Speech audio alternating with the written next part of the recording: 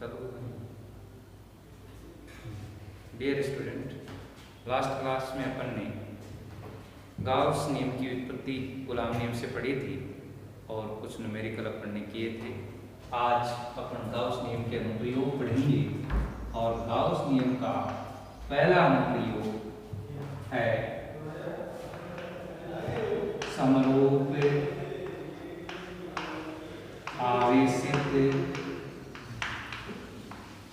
आवेशित गोलीय कोश के गोलीय कोश का मतलब क्या है?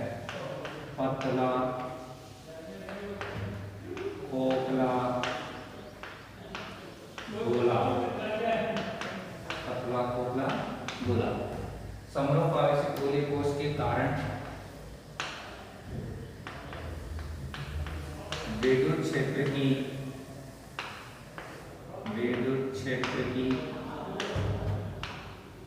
तीव्रता,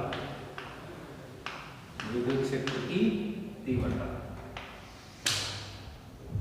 समरूप आवेशित गोलीय कोश के कारण या पतले खोखले गोले के कारण विद्युत क्षेत्र की तीव्रता का टॉपिक अपन पढ़ेंगे। और तीन स्थितियों में अपन अध्ययन करेंगे। पहली स्थिति है बाहर स्थित बिंदु पर, बाहर स्थित बिंदुओं पर, माना कि कैपिटल आर त्रिज्या का गोलीय कोश, माना कि कैपिटल आर त्रिज्या का गोलीय कोश है जिसका केंद्र O है, त्रिज्या कैपिटल आर है, पतला खोखला गोला है जिसको दिया गया आवेश स्मॉल q समान रूप से उसके पृष्ठ पर वितरित हो जाता है, समान रूप से उसके पृष्ठ पर वितरित हो जाता है। गोलीय कोश के केंद्र O से स्मॉल r दूरी पर बाहर स्थित बिंदु P है जिस पर विद्युत क्षेत्र की तीव्रता की गणना करनी है। इसके लिए अपन गाउसीय पृष्ठ की कल्पना करते हैं और गाउसीय पृष्ठ ऐसा पृष्ठ लिया जाता है जो आवेश वितरण के सममित होता है, अर्थात गाउसीय पृष्ठ का प्रत्येक बिंदु गोलीय कोश के प्रत्येक बिंदु से समान दूरी पर स्थित होना चाहिए। इसलिए गोलीय कोश के केंद्र O को केंद्र मानते हुए स्मॉल r त्रिज्या की गोलाकार गाउसीय पृष्ठ की कल्पना करते हैं। स्मॉल r त्रिज्या की गोलाकार गाउसीय पृष्ठ की कल्पना करते हैं। ये गोलीय कोश है, गोलीय कोश, और ये है गाउसीय पृष्ठ, गाउसीय पृष्ठ केंद्र O।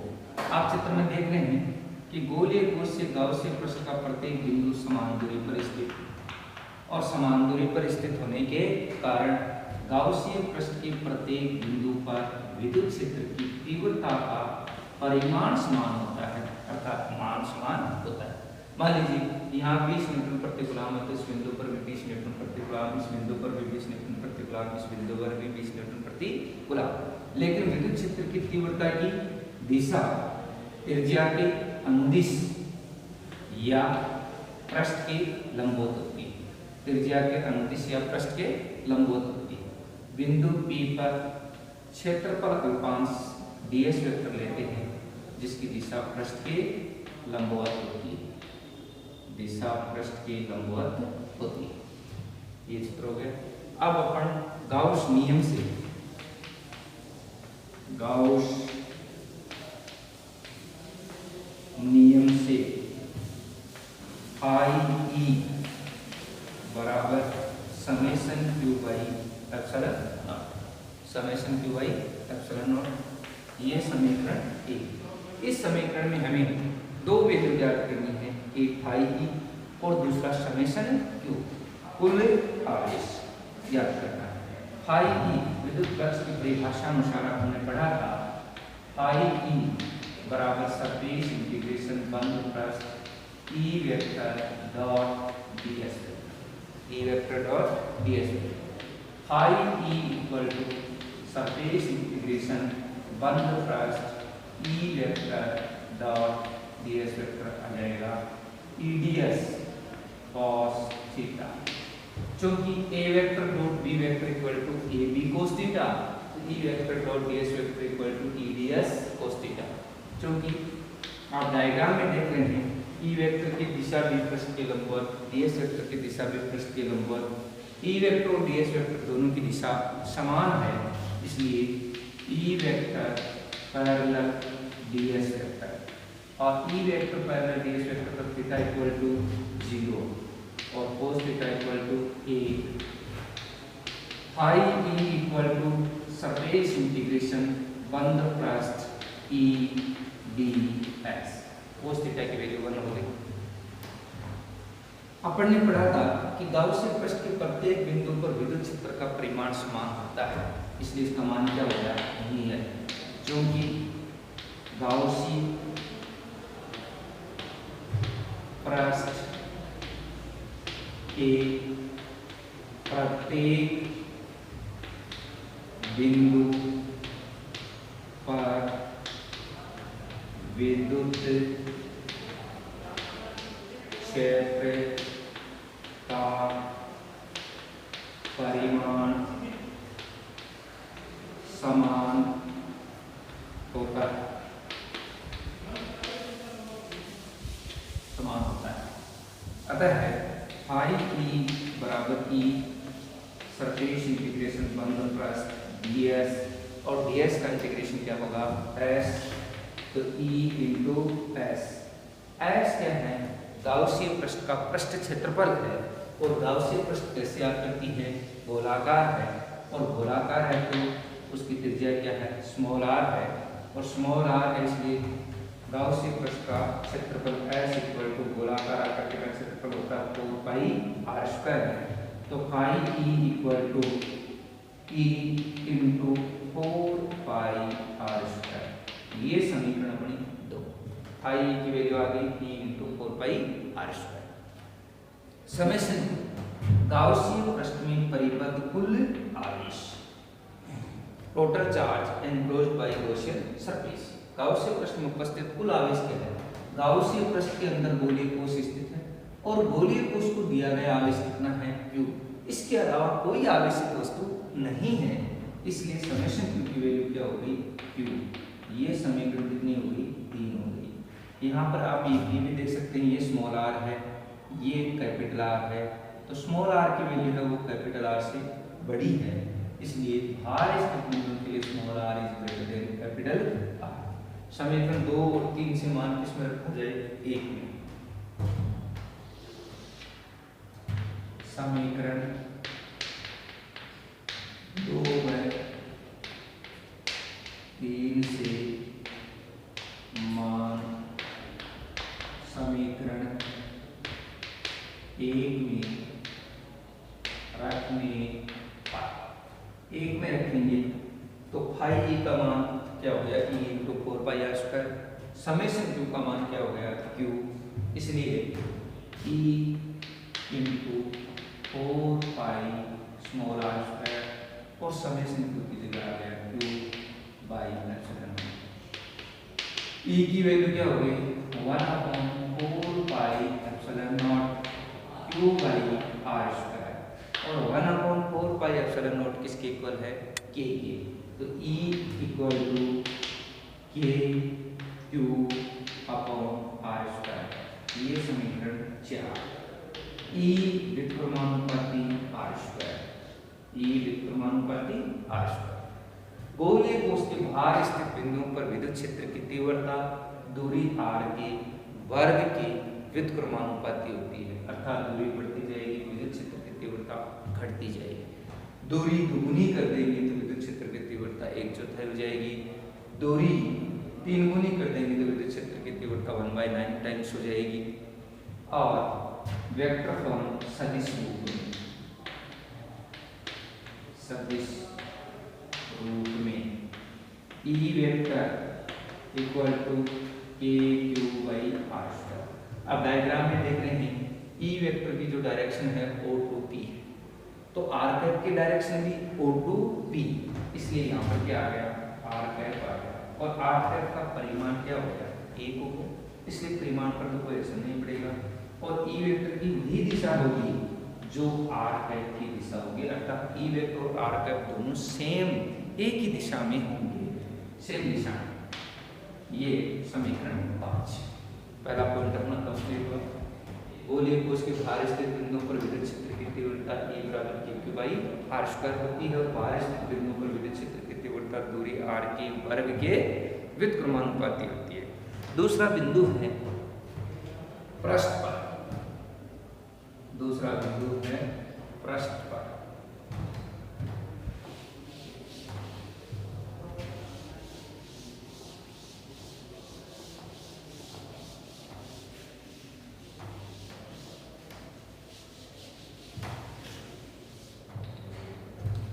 पृष्ठ पर स्थित बिंदुओं पर विद्युत क्षेत्र की तीव्रता।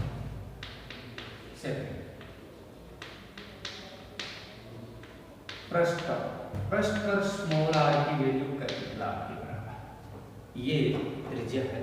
अगर बिंदु यहीं आ जाए तो दूरी का मान गोलीय कोश की त्रिज्या के बराबर होगा, तो स्मॉल आर बराबर कैपिटल आर। अभी भी अपन समीकरण 4 में बाहर स्थित बिंदु के लिए विद्युत क्षेत्र की तीव्रता E बराबर K Q by are square पढ़ा था, और उस समीकरण 4 में,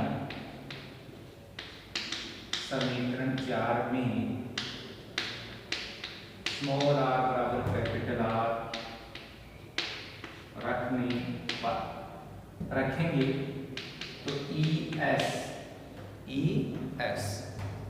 बराबर K Q by small R square के स्थान पर capital R square, K Q by capital R square. ये समीकरण अपनी होगी 6। के नियत, गोलीय कोश को दिया गया आवेश नियत, गोलीय कोश की त्रिज्या नियत, इसलिए ये मान क्या होगा, नियत होगा तथा मैक्सिमम, कांस्टेंट एंड मैक्सिमम। नियत है अधिकतम। यू नो दैट, आप जानते हैं के की वैल्यू क्या है, 1/4 pi epsilon Q by capital R square, capital R square ऐसे लिख सकते हैं। इसको अपन रीराइट दोबारा ऐसे लिख सकते हैं, E S equal to Q upon 4 pi R square और 1/एप्सिलॉन नॉट। आप ये जानते हैं कि एरिया है, क्षेत्रफल है वो 4 पाई आर स्क्वायर के बराबर, तो ए बराबर 4 pi R square. E S बराबर क्यू बाई ए इंटू 1/एप्सिलॉन।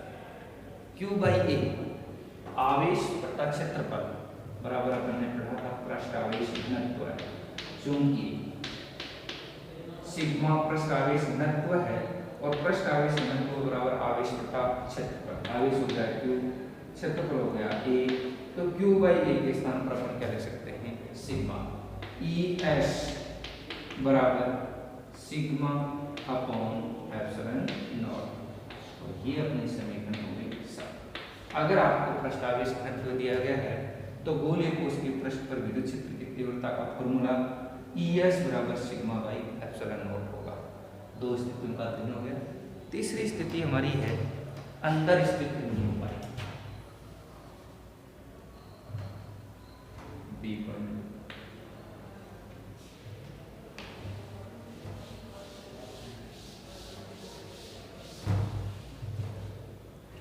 अंदर स्थित बिंदुओं पर, सी, अंदर स्थित बिंदुओं पर 5।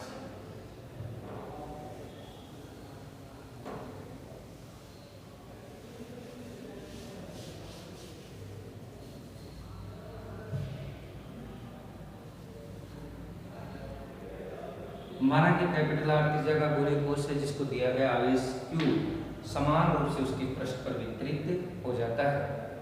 गोलीय कोश के केंद्र O से स्मॉल r दूरी पर अंदर स्थित बिंदु P है जिस पर विद्युत क्षेत्र की तीव्रता की गणना करनी है। इसलिए गोलीय कोश के केंद्र O को केंद्र मानते हुए स्मॉल r त्रिज्या के गोलाकार गाउसीय पृष्ठ की कल्पना करते हैं। स्मॉल r त्रिज्या के गोलाकार गाउसीय पृष्ठ की कल्पना करते हैं। विद्युत क्षेत्र की तीव्रता की दिशा त्रिज्या के अनुदिश या पृष्ठ के लंबवत होती है।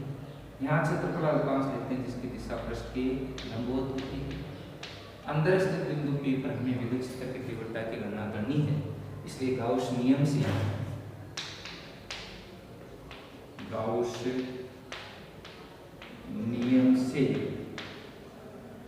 गाउस नियम का फॉर्मूला सूत्र फाई ई बराबर summation Q by epsilon not, summation Q by epsilon not. और ये समीकरण अपनी कितनी होगी 8। दोबारा हमें फाई ई निकालना और कुल आवेश निकालना। फाई ई का विद्युत फ्लक्स की परिभाषा अनुसार फॉर्मूला क्या होगा,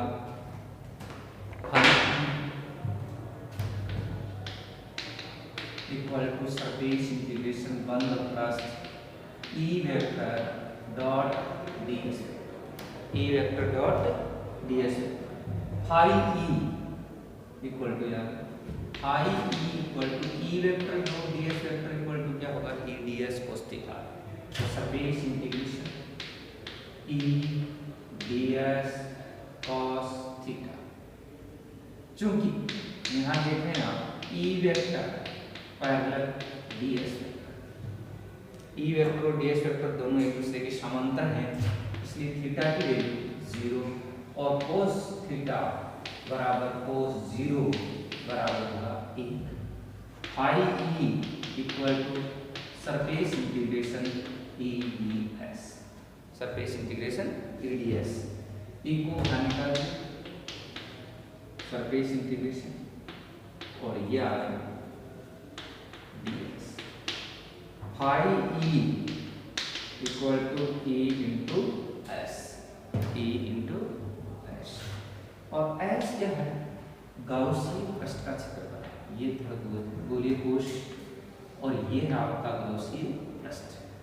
ठीक है, गाउसीय पृष्ठ गोलाकार है, गोलाकार पृष्ठ की त्रिज्या स्मॉल r है, इसलिए गोले का क्षेत्रफल गोलाकार गाउसीय पृष्ठ का क्षेत्रफल s equal to 4 pi r square, 4 pi r square हो गया। Phi E equal to e into 4 pi r square और ये समीकरण अपनी हो गई 9। फिर निकालना अपने को कुल आवेश। कुल आवेश निकालेंगे गाउसीय पृष्ठ में उपस्थित कुल आवेश समेशन। ये गाउसीय पृष्ठ है और इस गाउसीय पृष्ठ के अंदर कोई आवेशित वस्तु हमें नजर नहीं आ रही है, कोई भी इसमें आवेशित वस्तु नहीं है, इसलिए कुल आवेश का मान क्या हो गया 0। तो ये समीकरण कितनी होगी 10। समीकरण 9 व 10 से मान कौन सी समीकरण में रखा जाए 8 में। तो समीकरण 9 व 10 से मान समीकरण 8 में रखने पर 8 में रखेंगे तो फाई ई की वैल्यू होगी e into 4 pi r square, e into 4 pi r square और समेशन q की वैल्यू होगी 0। तो e 0 0 में एप्सिलॉन नॉट से डिवाइड करोगे तो 0 आ जाएगा। यहाँ राइट हैंड साइड में 0 आ रहा है, इसका मतलब लेफ्ट हैंड साइड में कोई एक राशि का मान 0 जरूर है। 4 पाई का मान 0 नहीं हो सकता, इसकी त्रिज्या r का मान 0 नहीं है, इसलिए किसका मान 0 होगा, विद्युत क्षेत्र का मान 0 होगा। और अंदर स्थित बिंदुओं पर E इनसाइड इक्वल टू 0, अंदर स्थित बिंदुओं पर विद्युत क्षेत्र की तीव्रता क्या होगी 0 होगी। गोलीय कोश के अंदर स्थित बिंदुओं पर विद्युत क्षेत्र का मान या विद्युत क्षेत्र की तीव्रता 0 होती है। अब हमें विद्युत क्षेत्र की तीव्रता E तथा दूरी r के मध्य ग्राफ खींचना है, वो ग्राफ खींचते हैं।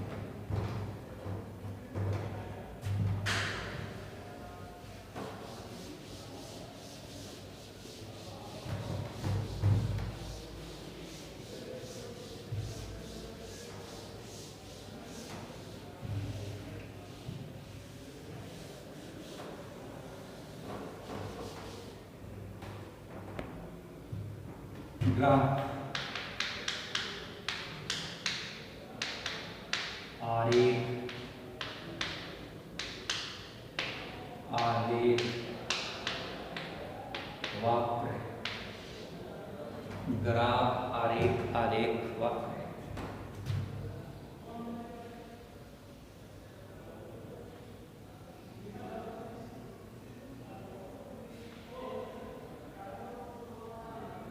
ये कैपिटल आर की जगह गोलीय कोश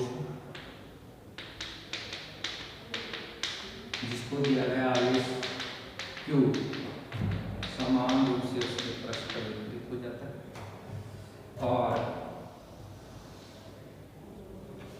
इस एक्स एक्सिस पर हमने ले ली दूरी, वाई एक्सिस पर हमने ले लिया विद्युत क्षेत्र की तीव्रता ई और एक्स एक्सिस पर ले लिया त्रिज्या में दूरी आर, स्मॉल आर।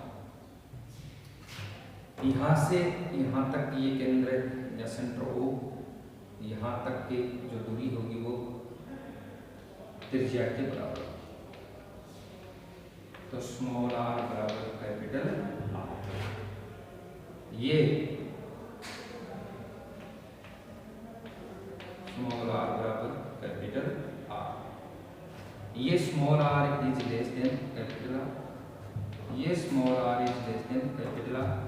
ये बाहर का क्षेत्र और बाहर के क्षेत्र में बाहर स्थित बिंदुओं पर दूरी आर, स्मॉल आर का मान कैपिटल आर से बड़ा होगा, तो small R is greater than capital R, ये भी small R is greater than capital are.